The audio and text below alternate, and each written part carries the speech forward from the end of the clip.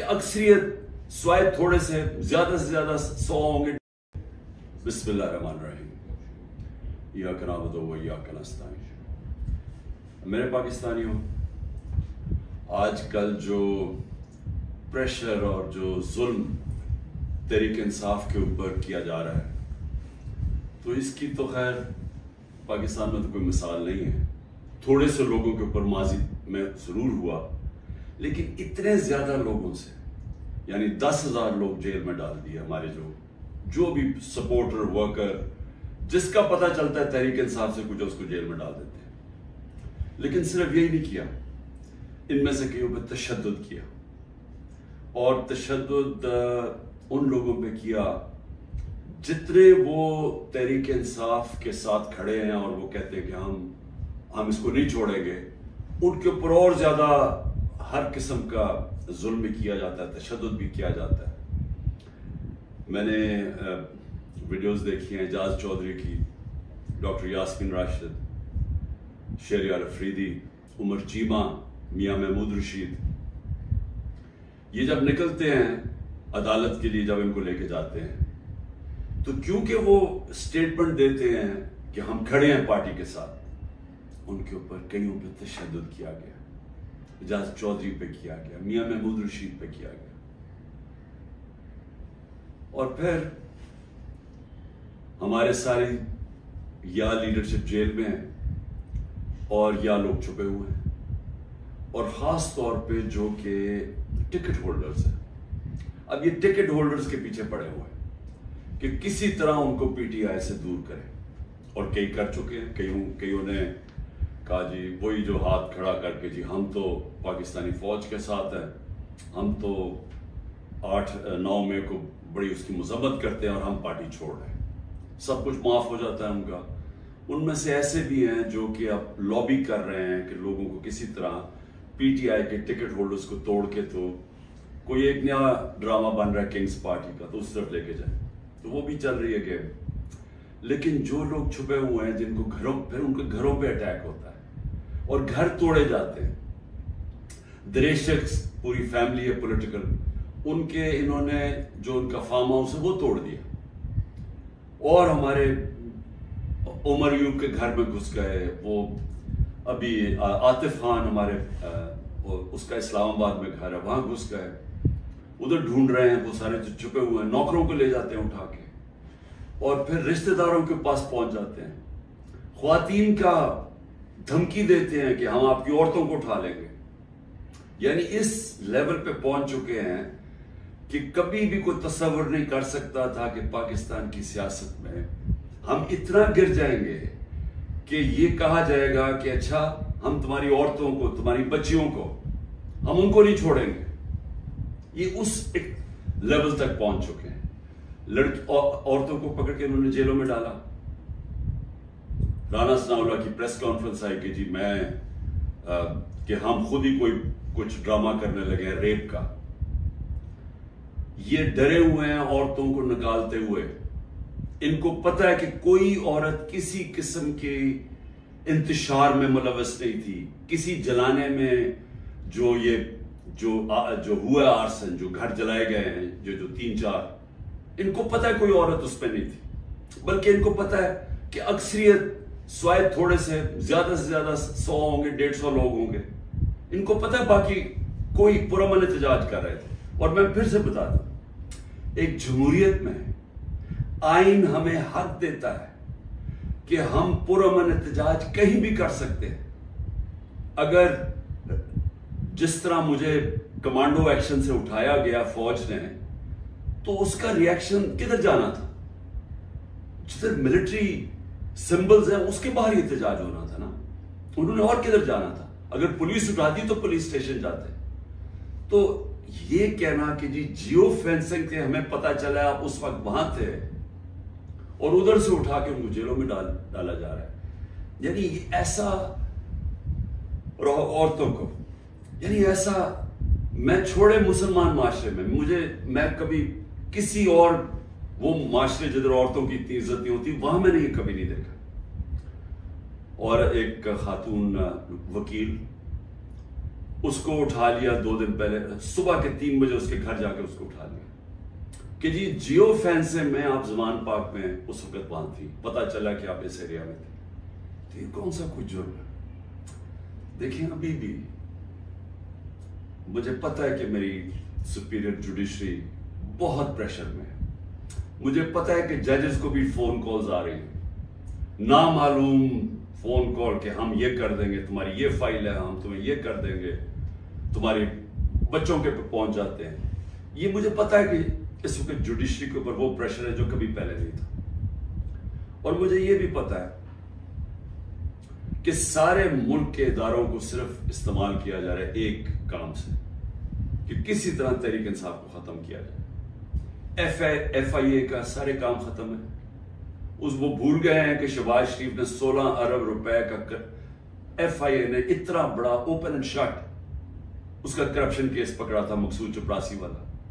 FIA को पता है कि 4 वो गवाह भी मर चुके हैं, सबको ही हार्ट अटैक हो गया।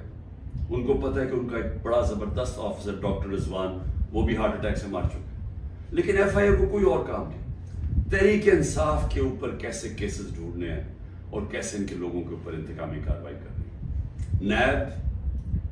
नैब का काम अब ये हो गया है, जब से वो उनके पिछले नैब के चेयरमैन जिन्होंने कहा कि मैं ये गलत काम करने के लिए नहीं तैयार हूं, रिजाइन किया, और सुना नैब ने उसको स्टैंडिंग ओवेशन दी जब वो जा रहा था। उसकी जगह जिस आदमी को लेके आए हैं, इसका भी काम है कि नैब को इस्तेमाल करो, किसी तरह तहरीक इंसाफ को खत्म करो, इनके ऊपर केसेस करो। पुलिस, ये पहली दफा हुआ है कि मैंने अपने जो हमें खबरें आई हैं जेलों से भी, हमारे जो लोग जिनका वास्ता पड़ा पुलिस से, ये पहली दफा मैंने सुना है कि उन्होंने ये कहा कि अक्सरियत पुलिस बिल्कुल खुश नहीं है जो उनसे करवाया जा रहा है। अक्सरियत, जो पुलिस की अक्सरियत है, वो समझते हैं कि बहुत बड़ा ये जुल्म किया जा रहा है, अंदर गुल्लू बट इन्होंने घुसाए हुए हैं और पीछे से नामालूम अफराद का प्रेशर आता है, उनकी वजह से ये काम कर रहे हैं। तो इसका मतलब पुलिस जिसका काम इस मुल्क में मुजरिमों के पीछे जाना, वो सब कुछ भूल चुके हैं। उनका सिर्फ 1 पॉइंट एजेंडा है, नीचे थाने लेवल के ऊपर कोई तरीके इंसाफ का मिले, निचले लेवल पे आप अगर वो कोई किसी की सिंपैथी भी है इस तरीके इंसाफ से, उनको किसी तरह हटाया जाए, उस लेवल पे पहुंचे हुए। और जो करते हैं, जब एक ही खबर आती है कि घर तोड़ देते हैं, चीजें तोड़ देते हैं, धमकियां देते हैं, बिजनेसेस बंद कर देते हैं, बिजनेसेस के ऊपर पहुंच जाते हैं, रोजगार बंद कर देते हैं, तो मेरा सवाल एक है कि इतने प्रेशर के बावजूद क्या वजह है कि चंद लोग छोड़ के गए हैं? हमारे टिकट होल्डर्स पंजाब में देख लें, कितने लोग छोड़ के गए। यानी इस तरह का जुल्म जो कभी हुआ नहीं है, क्यों नहीं छोड़ के जा रहे हैं लोग? उसकी 2 वजूहात। एक, इस बारी टिकट्स मैंने खुद दिए हैं, ज्यादातर इंटरव्यू किए हैं, मैंने अपनी पूरी कोशिश की है कि नजरियाती लोगों को टिकट्स दिए जाए, और इस बारी ज्यादातर जो लोग हैं जिनको टिकट्स मिले हैं, पंजाब की मैं बात कर रहा हूं, वो नजरिए पे खड़े हैं। लेकिन दूसरा एक और भी फैक्टर है, मैंने एक का मुझे मैसेज आया कि मेरे ऊपर बहुत प्रेशर है, उन्होंने मेरी बिजनेस बंद कर दी हैं, उन्होंने अब फैमिली के ऊपर आ गए हैं, पता है जी आपकी बेटी की ये उधर शादी हुई है, उसके ऊपर उसको भी तंग करने पे आ गए, तो जी मेरे पे बहुत प्रेशर है। तो मैंने कहा फिर छोड़ दो। मैंने कहा यानी तुम्हारी अगर बर्दाश्त से बाहर है तो छोड़ दो। वो कहता है जी अगर मैंने छोड़ा, मुझे सारा जो मेरा इलाका है, उन्होंने कहा अगर तुमने PTI को छोड़ा तुम्हें वोट ही नहीं देंगे। सो ये अब समझने वाली बात है कि लोगों को ये एहसास हो गया है कि इस बार जिसने छोड़ा उसकी पॉलिटिक्स खत्म, और जो छोड़ के गए हैं उनमें से कई लोगों को तो हमने टिकट से नहीं दिए थे, तो उनको तो वैसे ही यानी छोड़ना हो तो ड्रामे किए हैं, और कई जो छोड़े हैं उनको हमने टिकट से नहीं देने थे। लेकिन जो इसको टिकट्स मिल चुके हैं, सवाल यह है कि ये क्यों नहीं छोड़ रहा है? मैं आपको यकीन दिलाता हूं कि कभी, फिर से मैं रिपीट करता हूं, इस मुल्क की तारीख का कभी ऐसा प्रेशर नहीं पड़ा। तो हो क्या रहा है? तहरीक इंसाफ को तोड़ने के लिए पाकिस्तान के इदारे खत्म, हमारे सारे इदारों को सिस्टमेटिकली तबाह किया जा रहा है, हमारी जुडिशरी के ऊपर इतना प्रेशर डाल दिया है, और ये सारा धमकियां दे के, डरा के, धमका के, जब हमारे पास फाइलें आपकी, उनको डरा दिया है। इदारे, जिस तरह मैंने कहा, पुलिस, वो वैसे उसका 1 पॉइंट एजेंडा पकड़ के तहरीक इंसाफ के लोगों को जो भी हो, जिधर भी मिले, पकड़ के अंदर डाल दो। और उसके अलावा जो जिन इदारों ने इस मुल्क में क्राइम रोकनी है, उनका काम लगा दिया, जिस तरह FIA, नैब है, इनका काम लगा दिया कि सिर्फ पार्टी को खत्म करो। तो मैं अब समझना चाहता हूं कि जा किधर रहे हैं आप। यानी चले, मैंने जिस तरह कहा कि मैं बातचीत करने के लिए तैयार हूं, मुझे समझाएं तो सही कि आप कह रहे हैं कि इमरान खान को हमने कांटा डाल दिया है, तो उसके बाद जाना किधर है हमने? यानी कोई रोड मैप तो होगा ना। तो मैं रोड मैप अभी तक जो समझ रहा हूं वो ये है कि एक किंग्स पार्टी तैयार कर रहे हैं कि ये जो तहरीक इंसाफ के जो भी लोग निकलेंगे उनको उस पार्टी में डाल देंगे, और फिर ये सीटें बढ़ जाएंगी, नून लीग, पीपल्स पार्टी, क्योंकि नून लीग का तो उनको पता है कि घोड़ा बैठने वाला है, वो जलसे करते हैं, वो लोग ही नहीं आते। पब्लिक की इनको समझ आ गई है कि पब्लिक नून लीग, क्योंकि नून लीग जुड़ी हुई है ये सारे जुल्म के साथ, वो उनको नुकसान, एक तो उसका नुकसान हो रहा है, दूसरा माशी तौर पे बैठ के मुल्क जो रुपया है, जो जिस तरह हर रोज रुपया गिर रहा है, तो मुल्क तो तबाही की तरफ जा रहा है। जो महंगाई बढ़ती जा रही है, तो महंगाई तो हर अब इंसान को घर में इफेक्ट कर रही है, मिडिल क्लास को, हर तनख्वाहदार को इफेक्ट कर रही है महंगाई। तो उनको तो पता है कि इन्होंने ना नून लीग ने कोई सारे मुल्क में गवर्नमेंट बनानी है, तो ना बनानी है पीपल्स पार्टी ने, छोटी पार्टीज रह गई, तो इन्होंने एक किंग्स पार्टी का मिल मिला के कोई एक ये लोगों का इकट्ठा करके कोलिशन सी बनानी है। मेरा सवाल ये है कि क्या इस तरह की कोलिशन पाकिस्तान को इस मुश्किल वक्त से निकाल सकती है? मैं जब से गवर्नमेंट से निकला हूं, मैं एक बात कह रहा हूं कि जब तक हमारे मुल्क में एक मजबूत गवर्नमेंट, और मजबूत गवर्नमेंट क्या होती है, ये नहीं कि एस्टैब्लिशमेंट उसके पीछे खड़ी है, ये मजबूत गवर्नमेंट नहीं होती। मजबूत गवर्नमेंट वो होती है जिसके पीछे अवाम खड़ी होती है, जो अवाम जिसके ऊपर इत्मीनान करती है।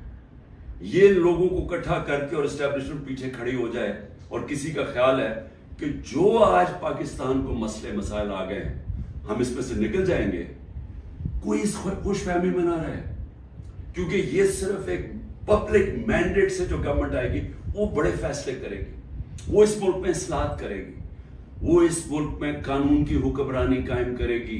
उसके बगैर पाकिस्तान सर्वाइव ही नहीं करता। ये मेरे से सुन लें, ये मुल्क बचेगा ही नहीं अगर हमने इस मुल्क में रूल ऑफ लॉ, कानून की हुक्मरानी ना कायम की। ये जो जंगल का कानून है, ये मुल्क को तबाह कर रहा है। कोई इस वक्त लोगों की उम्मीद खत्म हो गई है पाकिस्तान से, लोग छोड़ छोड़ के जा रहे हैं। जो प्रोफेशनल्स हैं, जो सबसे बड़ा असासा है मुल्क का, जो आपके पढ़े लिखे लोग हैं, जो कि स्पेशलिस्ट हैं, जिस तरह मैंने आपको कहा 10% शौकत खानम के कंसल्टेंट छोड़ के जा रहे हैं। 10% मुश्किल से मिलता है कैंसर के स्पेशलिस्ट। उनको पता है वो दुनिया में कहीं भी चले जाए, उनके 2 या 3 गुना ज्यादा सैलरी मिल जाएगी उनको बाहर, क्योंकि डिमांड है दुनिया में। तो इस तरह हर प्रोफेशनल जिसकी दुनिया में डिमांड है, वो सोच रहा है छोड़ के जाने का, क्योंकि उसको उम्मीद ही नहीं नजर आ रही। लोग मुश्किल वक्त बर्दाश्त कर लेते हैं अगर आगे उनको उम्मीद हो। लोग मुश्किल वक्त बर्दाश्त कर रहे थे, कोरोना के बाद एक मुश्किल वक्त आया हुआ था, लेकिन लोगों को नजर आ रहा था कि ठीक है, हालात बेहतर हो रहे हैं, माशत ऊपर जा रही है, इदारे फंक्शन करने शुरू कर दिए हैं, कोई इंटरफेरेंस नहीं है। इमरान खान ने कभी किसी जुडिशरी के अंदर इंटरफेयर नहीं किया, नैब को उसने नहीं कहा कि फलाने आदमी के ऊपर कार्रवाई करो, किसी FIA को। मेरा जो मैंने सनाउल्लाह है, वो IG मेरे ख्याल में अभी पता नहीं किधर पोस्टेड है, IG थे। एक दफा कहो कि मैंने कभी किसी के खिलाफ इंतकामी कार्रवाई का कहा।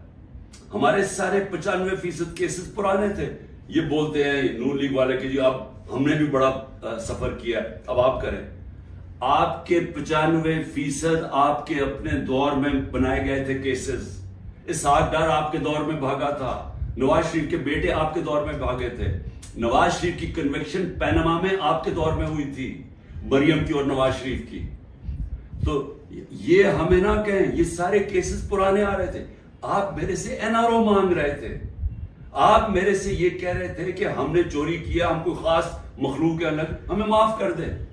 हमने सिर्फ हमारे दौर में शहबाज शरीफ के केस बना था, मकसूद चपड़ासी वाला 16 अरब और 8 अरब जो इसने मनी लॉन्ड्रिंग की थी कि बाहर से पापड़ वाला और इनके नाम पे और चीनी वाला के नाम पे इन्होंने फ्रॉडुलेंट पैसे बुलवाए थे। उसके अलावा हमारे कोई केस नहीं थे, हम ऑन गोइंग केसेस थे और हमने कभी किसी से जुल्म नहीं किया, हमने कभी औरतों को नहीं उठाया, हमने कभी घरों के अंदर नहीं घुस के दरवाजे तोड़ के और सारी घर तबाह किया, हमने कभी लोगों को, कारकुनों को इस तरह के जेलों में नहीं डाला, किसी पर तशद्दुद नहीं किया। पूछे किसी से, एक आदमी बताया कि हमने तशद्दुद किया।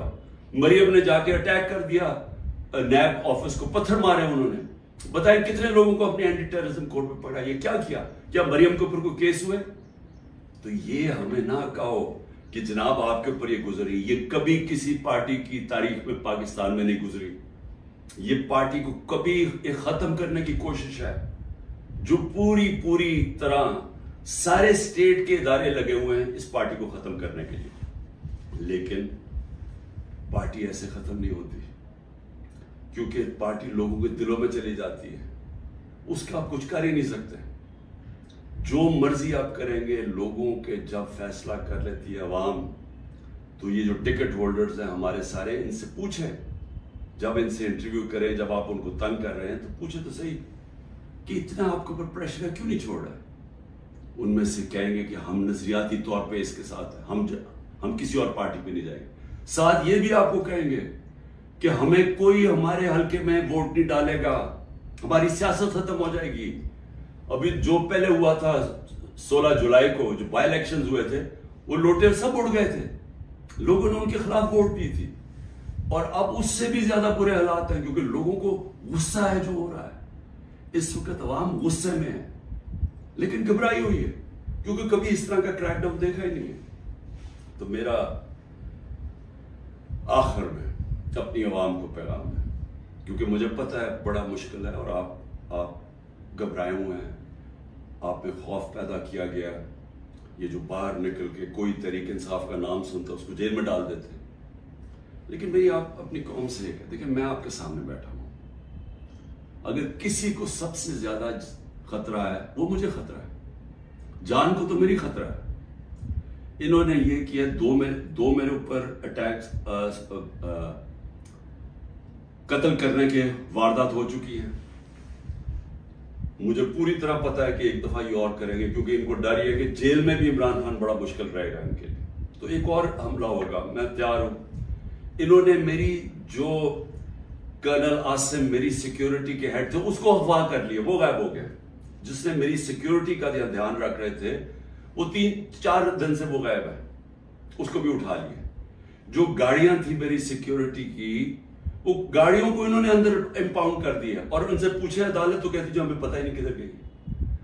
तो सबसे ज्यादा तो खतरा मुझे है। क्या आपको लग रहा है कि मैं पीछे हटूंगा? मैं क्यों नहीं पीछे हटूंगा? क्योंकि मेरे सामने 2 रास्ते हैं। एक है ये खौफ की फिजा बना के हमें गुलाम बना रहे हैं, सिर्फ मकसद ये है कि हम भेड़ बकरियों की तरह ये ताकत की हुक्मरानी मान लें। ये सबने किया है, ये फिरौन ये करता था, खौफ इतना फैला के लोगों को गुलाम बनाया हुआ था। ये यजीद ने किया था, कूफा के लोगों के ऊपर इतना उसका खौफ था उसके जुल्म का कि उन्होंने हजरत इमाम हुसैन की मदद नहीं की। इस्लाम का सबसे बड़ा जो तकलीफ थे हर मुसलमान के लिए वो वाकया सानिया होने दिया। हर दुनिया की तारीख का यजीद या डिक्टेटर वो हमेशा खौफ के जरिए लोगों को कंट्रोल करता है, इंसानों को कंट्रोल करता है। और दूसरा रास्ता, एक तो ये रास्ता है कि मैं भी खौफ ज़दा हो जाऊं और मैं इनके साथ मैं मान जाऊं जी ठीक है सर, ये जो आप चाहते हैं, हम आपके गुलाम हैं। मैंने तो कभी किसी की गुलामी की नहीं है। मैं तो ला इलाहा इल्लल्लाह में मानने वाला आदमी हूं, जिसने मुझे आजाद किया हुआ है। मैं तो एक आजाद इंसान हूं। मेरे लिए तो गुलामी से बेहतर मौत है। मैं आज अपनी कौम को यह कहना चाहता हूं कि देखिए, अल्लाह ने जब आपको, आप हैं मोहम्मद मुस्तफ़ा मोहम्मद सल्लल्लाहु अलैहि वसल्लम की उम्मती, जब उन्होंने आपको ला इलाहा इल्लल्लाह का कलमा पढ़ाया था तो उन्होंने आपको आजाद किया था। किस चीज से आजाद किया था? सबसे बड़ी आजादी होती है इंसान की गुलामी से। ये जो फिरौन की गुलामी थी, ये सारी जो कुरान के अंदर निमरूद, फिरौन, इनका क्या बताया हुआ है? इंसानों को गुलाम बनाने थे। नबी सल्लल्लाहु अलैहि वसल्लम ने मदीना में इंसानों को आजाद किया था, और एक कि स्वाय अल्लाह के कोई खुदा नहीं, आपको किसी के सामने नहीं झुकना। दूसरा, जो तीन सबसे बड़े खौफ है इंसान में, उनसे आजाद किया था। उससे अल्लाह ने आपको आजाद किया हुआ है। मौत, अल्लाह ने कहा ये मेरे हाथ में। मैं ये जो 2 दफा बचा हूं, ये मुझे अल्लाह ने बचाया है, नहीं तो इन्होंने तो पूरी तैयारी की हुई थी मारने की। ये मैं आपके सामने हूं, और मैं जब घर से निकलता हूं, मुझे नहीं पता कि अल्लाह ने क्या फैसला किया हुआ कि इनके हाथ में उसने मेरी जान लेनी है नहीं, लेकिन मैं तैयार हूं उसके लिए, क्योंकि उसका वादा है कुरान में कि जब उसने फैसला कर लिया, वो फिर चाहे आप भाग नहीं सकते मौत से। तो इंसान आजाद हो जाता है इस खौफ से, मैं आजाद हूं। दूसरा, जिल्लत, ये जो औरतों के ऊपर कर रहे हैं, घरों के अंदर औरतों को चादर चार दीवारी का ना सोचना, और जो औरतों को जेलों में डाला हुआ है और डरे हुए हैं कि वो जब निकलेंगी तो वो क्या किस तरह की बातें बताएंगी, इसलिए उनको अंदर रखा हुआ है। और 2 बेचारी औरतों को लेकर शॉपर उनके सर पर डाले हुए। यानी ऐसी तौहीन कभी मैंने कभी नहीं सोचा था कि इस माशरे में होगी। लेकिन ये कल क्यों कर रहे हैं? औरतों को डरा रहे हैं, क्या पॉलिटिक्स में ना आए। औरतों जो 50% आबादी है, उसको जान के इतना खौफजदा कर रहे हैं उनके आदमियों को कि उनको बस घर में बैठा दें। आप बस भेड़ बकरियों की तरह बैठ जाएं, जो मर्जी जुल्म हो मुल्क में, हमने चुप करके बैठे रहे। जिल्लत और इज्जत अल्लाह ने अपने हाथ में इसलिए ली है। मुझे जितना जलील किया, मेरी भी एक ट्रस्टी, आज तक कोई सोच सकते हैं जिसको एक आना भी ना मिले ट्रस्टी बनने का, उसके ऊपर नैब का केस और वारंट निकाल दिए उसके, मुझे जलील करने के लिए। लेकिन क्या ये जलील कर सके? हर रोज वो जी इमरान खान गद्दार है, वो खड़े होकर लोग कहते हैं, क्या मैं जलील हो जाऊंगा? लोग 50 साल से मुझे जानते हैं, क्या वो मानेंगे कि इमरान खान गद्दार है? क्योंकि जिल्लत अल्लाह ने इंसान के हाथ में नहीं रखी। आप सबको इस पे एतमाद होना चाहिए। अपने अमाल से इंसान अपने आप को जलील करता है। अल्लाह कभी उस आदमी को जलील नहीं होने देता जिसको दूसरा आदमी बदनीयती से दूसरे इंसान जलील करे। ये दुनिया की तारीख है। नहीं तो हर ताकतवर आदमी इज्जतदार होता और हर बेचारा कमजोर जलील होता। और तीसरी चीज, रिस्क। मुझे ये एतमाद है कि मेरा जो है, जो भी है, वो अल्लाह ने देना। मेहनत मैं करूंगा, हाँ मेहनत मैं पूरी करता हूं, लेकिन रिस्क अल्लाह देता है। तो ये जो घर तोड़ रहे हैं, लोगों के डरा रहे हैं, धमका रहे हैं, इसका मकसद है क्या? कि लोगों की रिस्क के ऊपर जा रहे हैं ना। लेकिन अल्लाह ने तो कहा हुआ ये मेरे हाथ में है। तो ये जब आपको इन 3 चीजों के ऊपर ईमान हो जाएगा कि कुरान में वाज़े लिखा हुआ है, ये आपको आजाद कर देने के खौफ से। ये जो खौफ के जरिए गुलाम बनाया जाता है, अल्लाह ने ये 3 चीज अपने हाथ में इसलिए रखी है कि इंसान की गुलामी ना करे। क्योंकि आजादी को सबसे ज्यादा अहमियत है। अपनी आजादी के लिए जो मरता है उसको शहीद का रुतबा दिया हुआ है, जहाद है वो। और शहीद पैगंबरों के बाद रुतबा आता है शहीद का, जो अपनी आजादी के लिए खड़ा होता है। ये हम अपनी आजादी के लिए खड़े हैं। ये है, एक तरफ है इनकी इंसानों की गुलामी, ये जो जुल्म के जरिए कर रहे हैं, और दूसरी तरफ है इंसानों की आजादी और एक अरूज और परवाज ऊपर। और वो पाकिस्तान जो बनना चाहिए था, जो छोटे से कब्जा ग्रुप ने हमारा मुल्क नहीं बनने दिया। इसलिए मैं आज आप सबको कहना चाहता हूं, मुश्किल वक्त है, आजादी के लिए कुर्बानियां देनी पड़ती हैं। हम सब, मैं तैयार हूं कुर्बानी के लिए, मैं अपनी सबसे बड़ी तो जान की कुर्बानी है ना, मैं उसके लिए तैयार हूं, लेकिन मैं कभी किसी सूरत इनकी गुलामी कबूल नहीं करूंगा। और मैं चाहता हूं मेरी कौम, आप भी तैयार हो जाए। 20-15 हजार लोगों को जेल में डाला है ना, हम 23 करोड़ लोग हैं, क्या 15,000 को सामने रखते हुए 23 करोड़ लोगों को गुलाम बना देना इन्होंने? तो आपने किसी सूरत याद रखें, ये अब 2 राहें हैं।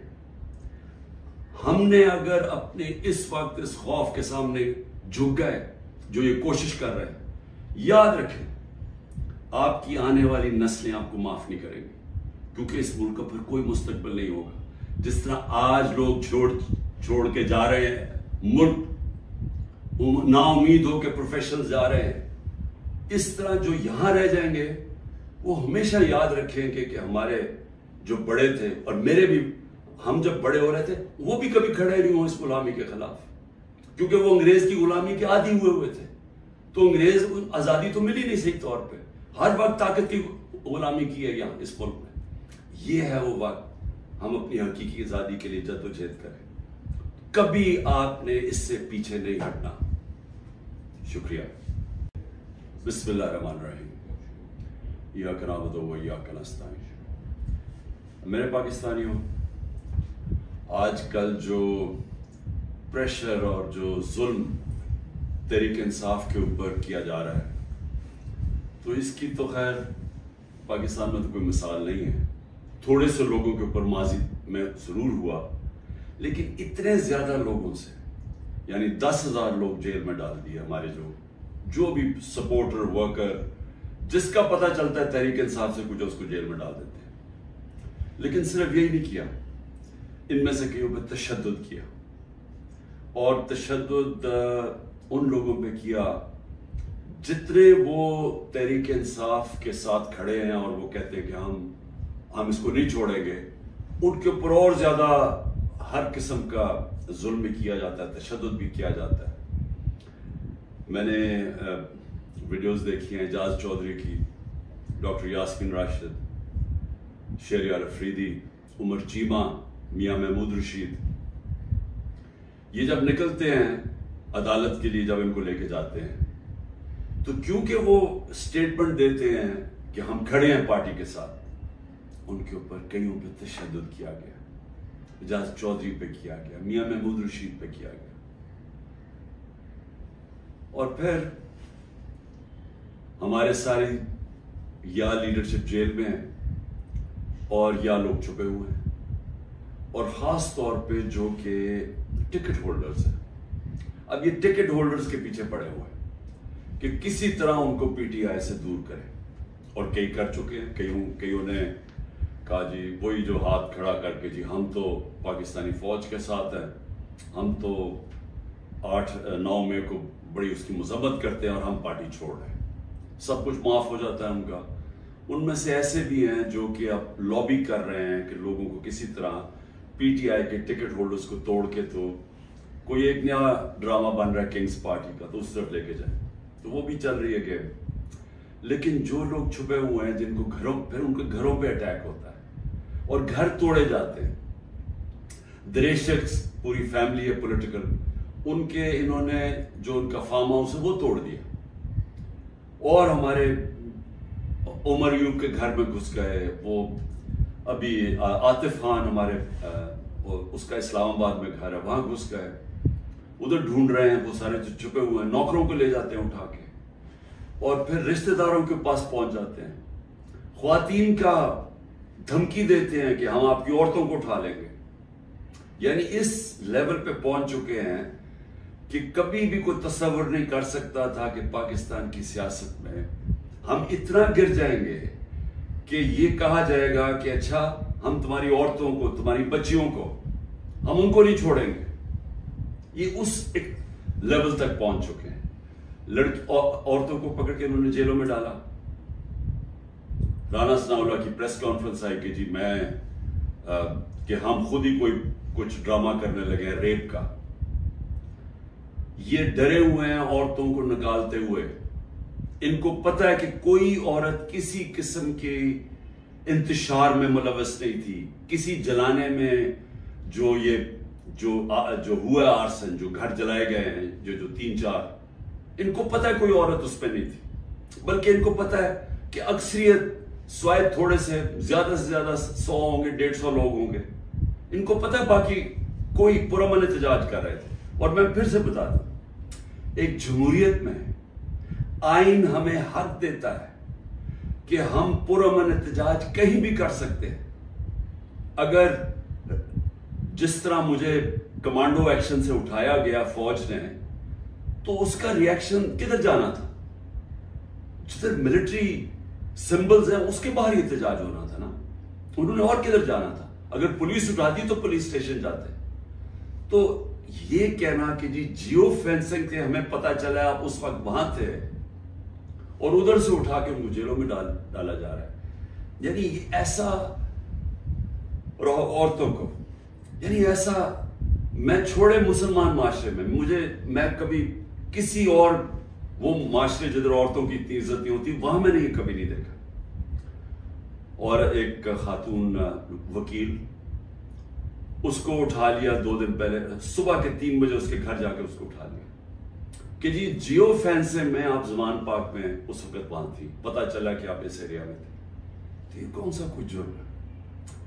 देखिए, अभी भी मुझे पता है कि मेरी सुपीरियर जुडिशरी बहुत प्रेशर में है। मुझे पता है कि जजेस को भी फोन कॉल्स आ रही हैं, नामालूम फोन कॉल कि हम ये कर देंगे, तुम्हारी ये फाइल है, हम तुम्हें ये कर देंगे, तुम्हारे बच्चों के पे पहुंच जाते हैं। ये मुझे पता है कि इस वक्त जुडिशरी के ऊपर वो प्रेशर है जो कभी पहले नहीं था। और मुझे ये भी पता है कि सारे मुल्क के इदारों को सिर्फ इस्तेमाल किया जा रहा है एक काम से, कि किसी तरह तहरीक इंसाफ को खत्म किया जाए। FIA का सारे काम खत्म है। वो भूल गए हैं कि शहबाज शरीफ ने 16 अरब रुपए का FIA ने इतना बड़ा ओपन एंड शट उसका करप्शन केस पकड़ा था, मकसूद चपरासी वाला। FIA को पता है कि 4 वो गवाह भी मर चुके हैं, सबको हार्ट अटैक हो गया। उनको पता है कि उनका एक बड़ा जबरदस्त ऑफिसर डॉक्टर रिजवान, वो भी हार्ट अटैक से मर चुके। लेकिन FIA को कोई और काम नहीं, तहरीक इंसाफ के ऊपर कैसे केसेस ढूंढने हैं और कैसे इनके लोगों के ऊपर इंतकामी कार्रवाई करनी है। नैब का काम अब ये हो गया है, जब से वो उनके पिछले नैब के चेयरमैन जिन्होंने कहा कि मैं ये गलत काम करने के लिए नहीं तैयार हूं, रिजाइन किया, और सुना नैब ने उसको स्टैंडिंग ओवेशन दी जब वो जा रहा था। उसकी जगह जिस आदमी को लेके आए हैं, इसका भी काम है कि नैब को इस्तेमाल करो, किसी तरह तहरीक इंसाफ को खत्म करो, इनके ऊपर केसेस करो। पुलिस, ये पहली दफा हुआ है कि मैंने अपने जो हमें खबरें आई हैं जेलों से भी, हमारे जो लोग जिनका वास्ता पड़ा पुलिस से, ये पहली दफा मैंने सुना है कि उन्होंने ये कहा कि अक्सरियत पुलिस बिल्कुल खुश नहीं है जो उनसे करवाया जा रहा है। अक्सरियत, जो पुलिस की अक्सरियत है, वो समझते हैं कि बहुत बड़ा ये जुल्म किया जा रहा है, अंदर गुल्लू बट इन्होंने घुसाए हुए हैं और पीछे से नामालूम अफराद का प्रेशर आता है, उनकी वजह से ये काम कर रहे हैं। तो इसका मतलब पुलिस जिसका काम इस मुल्क में मुजरिमों के पीछे जाना, वो सब कुछ भूल चुके हैं। उनका सिर्फ 1 पॉइंट एजेंडा है, नीचे थाने लेवल के ऊपर कोई तरीके इंसाफ का मिले, निचले लेवल पे आप अगर वो कोई किसी की सिंपैथी भी है तरीके इंसाफ से, उनको किसी तरह हटाया जाए, उस लेवल पे पहुंचे हुए। और जो करते हैं, जब एक ही खबर आती है कि घर तोड़ देते हैं, चीजें तोड़ देते हैं, धमकियां देते हैं, बिजनेसेस बंद कर देते हैं, बिजनेसेस के ऊपर पहुंच जाते हैं, रोजगार बंद कर देते हैं, तो मेरा सवाल एक है कि इतने प्रेशर के बावजूद क्या वजह है कि चंद लोग छोड़ के गए हैं? हमारे टिकट होल्डर्स पंजाब में देख लें, कितने लोग छोड़ के गए। यानी इस तरह का जुल्म जो कभी हुआ नहीं है, क्यों नहीं छोड़ के जा रहे हैं लोग? उसकी 2 वजूहात। एक, इस बारी टिकट्स मैंने खुद दिए हैं, ज्यादातर इंटरव्यू किए हैं, मैंने अपनी पूरी कोशिश की है कि नजरियाती लोगों को टिकट्स दिए जाए, और इस बारी ज्यादातर जो लोग हैं जिनको टिकट्स मिले हैं, पंजाब की मैं बात कर रहा हूँ, वो नजरिए पे खड़े हैं। लेकिन दूसरा एक और भी फैक्टर है। मैंने एक का मुझे मैसेज आया कि मेरे ऊपर बहुत प्रेशर है, उन्होंने मेरी बिजनेस बंद कर दी हैं, उन्होंने अब फैमिली के ऊपर आ गए हैं, पता है जी आपकी बेटी की ये उधर शादी हुई है, उसके ऊपर उसको भी तंग करने पे आ गए, तो जी मेरे पे बहुत प्रेशर है। तो मैंने कहा फिर छोड़ दो। मैंने कहा यानी तुम्हारी अगर बर्दाश्त से बाहर है तो छोड़ दो।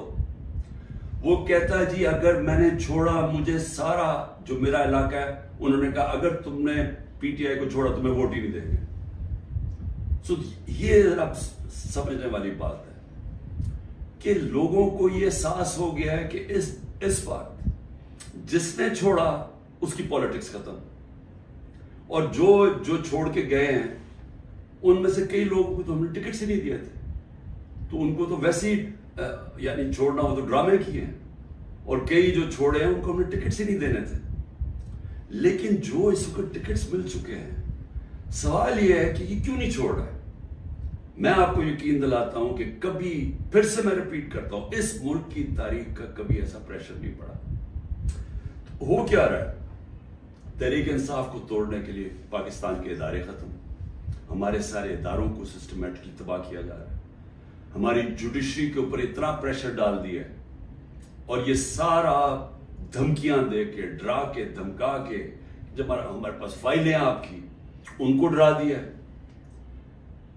इदारे जिस तरह मैंने कहा पुलिस, वो वैसे उसका वन पॉइंट एजेंडा पकड़ के तहरीक इंसाफ के लोगों को जो भी हो जिधर भी मिले पकड़ के अंदर डाल दो। और उसके अलावा जो जिन इदारों ने इस मुल्क में क्राइम रोकनी है उनका काम लगा दिया, जिस तरह FIA नैब है, इनका काम लगा दिया कि सिर्फ पार्टी को खत्म करो।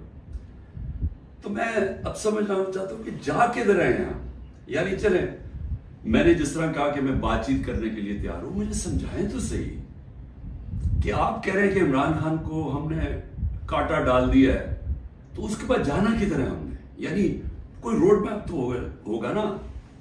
तो मैं रोड मैप अभी तक जो समझ रहा हूं वो ये है कि एक किंग्स पार्टी तैयार कर रहे हैं कि ये जो तहरीक इंसाफ के जो भी लोग निकलेंगे उनको उस पार्टी में डाल देंगे, और फिर ये सीटें बढ़ जाएंगी नून लीग, पीपल्स पार्टी, क्योंकि नून लीग का तो उनको पता है कि घोड़ा बैठने वाला है, वो जलसे करते हैं, वो लोग ही नहीं आते।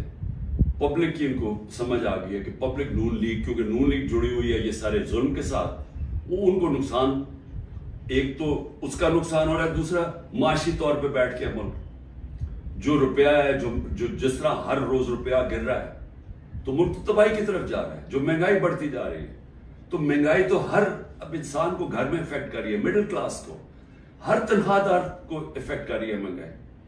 तो उनको तो पता है कि इन्होंने ना नून लीग ने कोई सारे मुल्क में गवर्नमेंट बनानी है, तो ना बनानी है पीपल्स पार्टी ने, छोटी पार्टीज रह गई, तो इन्होंने एक किंग्स पार्टी का मिला के कोई एक ये लोगों का इकट्ठा करके कोलिशन सी बनानी है। मेरा सवाल ये है कि क्या इस तरह की कोलिशन पाकिस्तान को इस मुश्किल वक्त से निकाल सकती है। मैं जब से गवर्नमेंट से निकला हूं, मैं एक बात कह रहा हूं कि जब तक हमारे मुल्क में एक मजबूत गवर्नमेंट, और मजबूत गवर्नमेंट क्या होती है, ये नहीं कि एस्टैब्लिशमेंट उसके पीछे खड़ी है, ये मजबूत गवर्नमेंट नहीं होती। मजबूत गवर्नमेंट वो होती है जिसके पीछे आवाम खड़ी होती है, जो आवाम जिसके ऊपर इत्मीनान करती है। ये लोगों को इकट्ठा करके और एस्टैब्लिशमेंट पीछे खड़ी हो जाए, और किसी का ख्याल है कि जो आज पाकिस्तान को मसले मसाइल आ गए हम इसमें से निकल जाएंगे, कोई इस खुश फहमी में ना रहे, क्योंकि ये सिर्फ एक पब्लिक मैंडेट से जो गवर्नमेंट आएगी वो बड़े फैसले करेगी, वो इस मुल्क में इस्लाहत करेगी, वो इस मुल्क में कानून की हुक्मरानी कायम करेगी। उसके बगैर पाकिस्तान सर्वाइव ही नहीं करता। ये मेरे से सुन लें, ये मुल्क बचेगा ही नहीं अगर हमने इस मुल्क में रूल ऑफ लॉ, कानून की हुक्मरानी ना कायम की। ये जो जंगल का कानून है ये मुल्क को तबाह कर रहा है। कोई इस वक्त लोगों की उम्मीद खत्म हो गई है पाकिस्तान से, लोग छोड़ छोड़ के जा रहे हैं। जो प्रोफेशनल्स हैं, जो सबसे बड़ा असास है मुल्क का, जो आपके पढ़े लिखे लोग हैं, जो कि स्पेशलिस्ट हैं, जिस तरह मैंने आपको कहा 10% शौकत खानम के कंसल्टेंट छोड़ के जा रहे हैं, 10% मुश्किल से मिलता है कैंसर के स्पेशलिस्ट। उनको पता है वो दुनिया में कहीं भी चले जाए उनके 2 या 3 गुना ज्यादा सैलरी मिल जाएगी उनको बाहर, क्योंकि डिमांड है दुनिया में। तो इस तरह हर प्रोफेशनल जिसकी दुनिया में डिमांड है वो सोच रहा है छोड़ के जाने का, क्योंकि उसको उम्मीद ही नहीं नजर आ रही। लोग मुश्किल वक्त बर्दाश्त कर लेते हैं अगर आगे उनको उम्मीद हो। लोग मुश्किल वक्त बर्दाश्त कर रहे थे, मुश्किल वक्त आया हुआ था, लेकिन लोगों को नजर आ रहा था कि ठीक है हालात बेहतर हो रहे हैं, माशत ऊपर जा रही है, इदारे फंक्शन करने शुरू कर दिए हैं, कोई इंटरफेरेंस नहीं है। इमरान खान ने कभी किसी जुडिशरी के अंदर इंटरफेयर नहीं किया, नैब को उसने नहीं कहा कि फलाने आदमी के ऊपर कार्रवाई। मेरा जो मैंने सनाउल्लाह है वो आईजी मेरे ख्याल में अभी पता नहीं किधर पोस्टेड है, आईजी थे। एक दफा कहो कि मैंने कभी किसी के खिलाफ इंतकामी कार्रवाई का कहा। हमारे सारे 95% केसेस पुराने थे। ये बोलते हैं नून लीग वाले कि जी अब हमने भी बड़ा सफर किया, अब आप करें। आपके 95% आपके अपने दौर में बनाए गए थे केसेस। इसहाक डार आपके दौर में भागा था, नवाज शरीफ के बेटे आपके दौर में भागे थे, नवाज शरीफ की कन्विक्शन पैनामा में आपके दौर में हुई थी, मरियम की और नवाज शरीफ की। तो ये हमें ना कहें, ये सारे केसेस पुराने आ रहे थे। आप मेरे से एनआरओ मांग रहे थे, आप मेरे से ये कह रहे थे कि हमने चोरी किया, हम कोई खास मखलूक है अलग, हमें माफ कर दे। हमने सिर्फ हमारे दौर में शहबाज शरीफ के केस बना था, मकसूद चपड़ासी वाला 16 अरब और 8 अरब जो इसने मनी लॉन्ड्रिंग की थी कि बाहर से पापड़ वाला और इनके नाम पे और चीनी वाला के नाम पे इन्होंने फ्रॉडुलेंट पैसे बुलवाए थे। उसके अलावा हमारे कोई केस नहीं थे, हम ऑन गोइंग केसेस थे। और हमने कभी किसी से जुल्म नहीं किया, हमने कभी औरतों को नहीं उठाया, हमने कभी घरों के अंदर नहीं घुस के दरवाजे तोड़ के और सारी घर तबाह किया। हमने कभी लोगों को, कारकुनों को इस तरह के जेलों में नहीं डाला, किसी पर तशद्दुद नहीं किया। पूछे किसी से, एक आदमी बताया कि हमने तशद्दुद किया। मरियम ने जाके अटैक कर दिया नैब ऑफिस को, पत्थर मारे उन्होंने। बताए कितने लोगों को अपने एंटी टेररिज्म कोर्ट में पकड़ा, ये क्या किया? क्या मरियम के ऊपर कोई केस हुए? तो ये हमें ना कहो कि जनाब आपके ऊपर ये गुजरी, ये कभी किसी पार्टी की तारीख में पाकिस्तान में नहीं गुजरी। ये पार्टी को कभी खत्म करने की कोशिश है, जो पूरी तरह सारे स्टेट के इदारे लगे हुए हैं इस पार्टी को खत्म करने के लिए। लेकिन पार्टी ऐसे खत्म नहीं होती, क्योंकि पार्टी लोगों के दिलों में चली जाती है, उसका आप कुछ कर ही नहीं सकते। जो मर्जी आप करेंगे, लोगों के जब फैसला कर लेती है अवाम, तो ये जो टिकट होल्डर्स हैं हमारे सारे, इनसे पूछें, जब इनसे इंटरव्यू करें, जब आप उनको तंग कर रहे हैं तो पूछे तो सही कि इतना आपके ऊपर प्रेशर है, क्यों नहीं छोड़ रहे? उनमें से कहेंगे कि हम नजरियाती तौर पे इसके साथ हैं, हम किसी और पार्टी पे नहीं जाएंगे। साथ ये भी आपको कहेंगे कि हमें कोई हमारे हल्के में वोट नहीं डालेगा, हमारी सियासत खत्म हो जाएगी। अभी जो पहले हुआ था 16 जुलाई को जो बाई इलेक्शन हुए थे, वो लोटे सब उड़ गए थे, लोगों ने उनके खिलाफ वोट दी थी। और अब उससे भी ज्यादा बुरे हालात हैं, क्योंकि लोगों को गुस्सा है जो हो रहा है। इस वक्त अवाम गुस्से में है, लेकिन घबराई हुई है, क्योंकि कभी इस तरह का क्रैकडाउन देखा ही नहीं है। तो मेरा आखिर में अपनी अवाम को पैगाम है, क्योंकि मुझे पता है बड़ा मुश्किल है और आप घबराए हुए हैं, आप में खौफ पैदा किया गया। ये जो बाहर निकल के कोई तहरीक इंसाफ का नाम सुनता उसको जेल में डाल देते। लेकिन भाई आप अपनी कौम से देखिए, मैं आपके सामने बैठा हूं, अगर किसी को सबसे ज्यादा खतरा है वो मुझे खतरा है, जान को तो मेरी खतरा है। इन्होंने ये किया, दो मेरे ऊपर अटैक्स, कत्ल करने के वारदात हो चुकी है।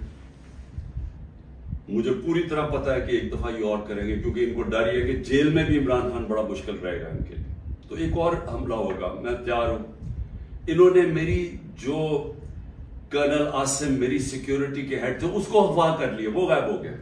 जिसने मेरी सिक्योरिटी का ध्यान रख रहे थे वो 3-4 दिन से वो गायब है, उसको भी उठा लिए। जो गाड़ियां थी मेरी सिक्योरिटी की, वो गाड़ियों को इन्होंने अंदर इंपाउंड कर दिया और उनसे पूछे अदालत तो कहती जो हमें पता ही नहीं किधर गई। तो सबसे ज्यादा तो खतरा मुझे है। क्या आपको लग रहा है कि मैं पीछे हटूंगा? मैं क्यों नहीं पीछे हटूंगा? क्योंकि मेरे सामने दो रास्ते हैं। एक है ये खौफ की फिजा बना के हमें गुलाम बना रहे हैं, सिर्फ मकसद ये है कि हम भेड़ बकरियों की तरह ये ताकत की हुक्मरानी मान लें। ये सब ने किया है। ये फिरौन ये करता था, खौफ इतना फैला के लोगों को गुलाम बनाया हुआ था। ये यजीद ने किया था, कूफा के लोगों के ऊपर इतना उसका खौफ था उसके जुल्म का कि उन्होंने हजरत इमाम हुसैन की मदद नहीं की। इस्लाम का सबसे बड़ा जो तकलीफ थे हर मुसलमान के लिए वो वाकया सानिया होने दिया। हर दुनिया की तारीख का यजीद या डिक्टेटर वो हमेशा खौफ के जरिए लोगों को कंट्रोल करता है, इंसानों को कंट्रोल करता है। और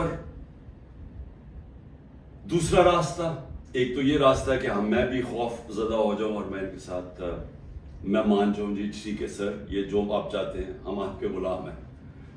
मैंने तो कभी किसी की गुलामी की नहीं है। मैं तो ला इलाहा इल्लल्लाह में मानने वाला आदमी हूं जिसने मुझे आज़ाद किया हुआ है। मैं तो एक आज़ाद इंसान हूं। मेरे लिए तो गुलामी से बेहतर मौत है। मैं आज अपनी कौम को ये कहना चाहता हूं कि देखिए, अल्लाह ने जब आप हैं मोहम्मद मुस्तफ़ा मोहम्मद सल्लल्लाहु अलैहि वसल्लम के उम्मती, जब उन्होंने आपको ला इलाहा इल्लल्लाह का कलमा पढ़ाया था तो उन्होंने आपको आजाद किया था। किस चीज से आजाद किया था? सबसे बड़ी आजादी होती है इंसान की गुलामी से।